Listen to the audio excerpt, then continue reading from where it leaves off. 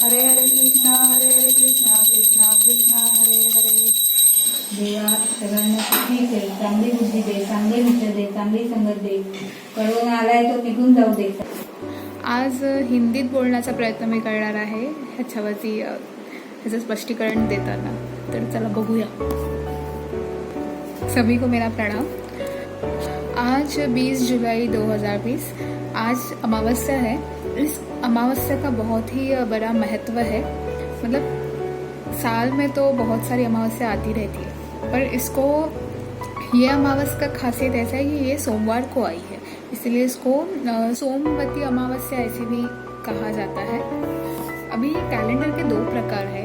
एक रहता है पूर्णिमत काल निर्णय और एक रहता है अमावस्यंत काल निर्णय. महाराष्ट्र में ज़्यादा करके लोग अमावस्यंत काल निर्णय को फॉलो करते हैं, इसके लिए मैं उसके हिसाब से कह रही हूँ. तो उस कैलेंडर के हिसाब से हम लोग का श्रावण कल से चालू होगा. तो ये जो श्रावण मास शुरू होने की पहली अमावस्या आती है उसको महाराष्ट्र में दीप अमावस्या या फिर गटारी ऐसे कहते हैं. बहुत सारे राज्य में बहुत अलग अलग नाम है. मैं सबके डिटेल्स थोड़े थोड़े बताऊंगी. पर आज का अमावस्या का मतलब ये साल के अमावस्या का जो महत्व ये है कि ये सोमवार को आई है, और उससे भी ज़्यादा इसका महत्व ये है कि ये श्रावण के सोमवार में आई है.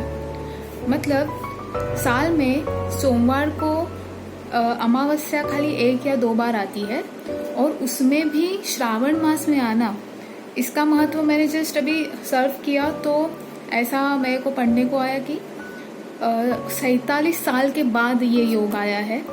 और एक बार मैंने ऐसे भी पढ़ा कि हमारा जो महाभारत हुआ है उसमें पांडव लोगों की बहुत इच्छा थी कि उनके कार्यकाल में ये अमावस्या आए, बट अफसोस से वो नहीं आ पाई. तो ये अमावस्या का देखा जाए तो ऐसा महत्व है कि बहुत सालों के बाद ये योग आता है. अभी महाराष्ट्र में क्या करते हैं वो मैं आपको बताती हूँ.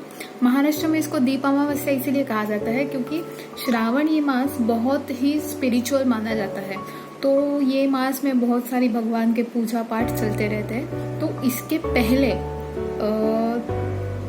इसको दीप से जला के उसका स्वागत किया जाता है. मतलब ये अमावस्या का दिन दीप से उजाला जाता है ताकि आगे का जो श्रावण मास है वो बहुत धार्मिकता से अपने से निभाया जा पाए.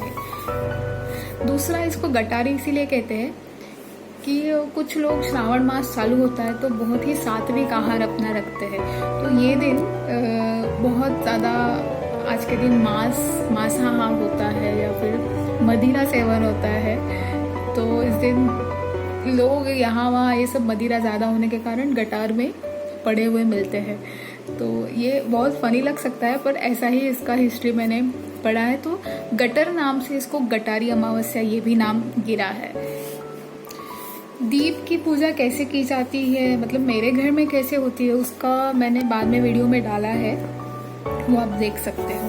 अभी बात है तमिलनाडु या फिर जो साउथ इंडिया के जो स्टेट्स है उधर इसको आदि अमावस्या कहते हैं. और वो लोग दुर्गा माता की पूजा करते हैं और अपने पूर्वजों के लिए प्रार्थना करते हैं. इस दिन जो अभी नहीं रहे एंसेस्टर अपने जो है उनके लिए, उनको आदर दिखाने के लिए इस दिन वो लोग प्रार्थना करते हैं ये अमावस्या को. फिर आंध्र प्रदेश और कर्नाटका में इसको भीमना अमावस्या कहा जाता है. इसका रीज़न ये है कि अपने शंकर भगवान इन्होंने इस दिन माता पार्वती का मैरिज प्रपोजल एक्सेप्ट किया था. तो ये दिन बहुत सारी औरतें उधर की अपने पति के लिए उपवास रखती है या फिर वो सब चीज़ें जो और एक पत्नी अपने पति के लिए करती है वो इसमें आ जाता है. ऐसे वो उसको सेलिब्रेट किया जाता है. और राजस्थान और नॉर्थ के लोग इसको हरियाली अमावस्या भी कहते हैं.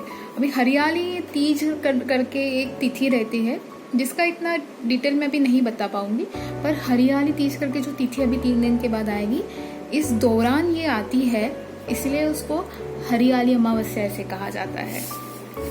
ये अमावस्या का तो महत्व मैंने कहा. और एक इसका महत्व ऐसा है, श्रावण मास में मतलब ये जो आज का दिन हो गया, आज का जो योग आया है, इसमें एक शास्त्रिक रीज़न है. मतलब ज्योतिष शास्त्र भारत का बहुत ही बड़ा अभ्यास का विषय रहा है। तो उस ज्योतिष शास्त्र के हिसाब, ज्योतिष शास्त्र मतलब एस्ट्रोलॉजी, इसके अनुसार मून यानी कि चंद्र, मर्क्यूरी यानी कि मंगल, जुपिटर यानी कि गुरु और सैटर्न यानी कि शनि, ये अपने अपने राशि में इस दिन रहते हैं। अपने ज्योतिष शास्त्र के हिसाब 12 राशि है और हर एक राशि का एक ग्रह ये गुरु रहता है। तो ये जो मैंने भी 4 नाम लिए, ये 4 ग्रह उसी दिन अपने राशि में रहते हैं। तो ये हर एक दिन के पीछे एक शास्त्र है, एक वैज्ञानिक रचना है या फिर अपने भौतिक रचना है जिसका हमें ज्ञान नहीं है। तो मैं सबसे यही विनती करूंगी कि हम ये सब धार्मिक रीजन या जो श्रद्धा का भाग है, अगर उसमें नहीं उलझना चाहते तो कोई बात नहीं, मत उलझिए, पर इसके पीछे का शास्त्र जानने का जरूर कोशिश कीजिए, ताकि हमें भी अपने संस्कृति या फिर अपने पूर्वजों ने जो खोज लगाई है तभी उनका एक रीच समझ में आ जाए, वो कितने होशियार थे वो समझ में आ जाए। और हर एक के पीछे शास्त्र है। शास्त्र को जैसे कि एक छोटा बच्चा रहता है, वो कभी कभी हमें पूछता है, अगर हमारे घर में किसी बुजुर्ग की मौत हो गई तो वो छोटा बच्चा पूछता है हमें कि ये कहाँ चले गए।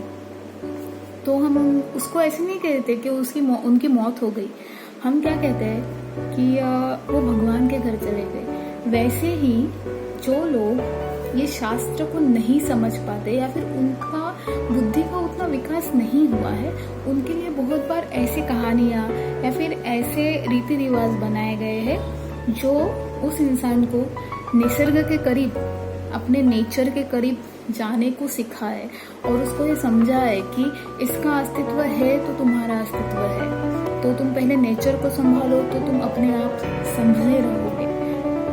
तो ये शास्त्र, इसके पीछे का विज्ञान जानने का हर कोई अभी का नया युवक प्रयत्न करे, ये मैं आशा करती हूँ। धन्यवाद।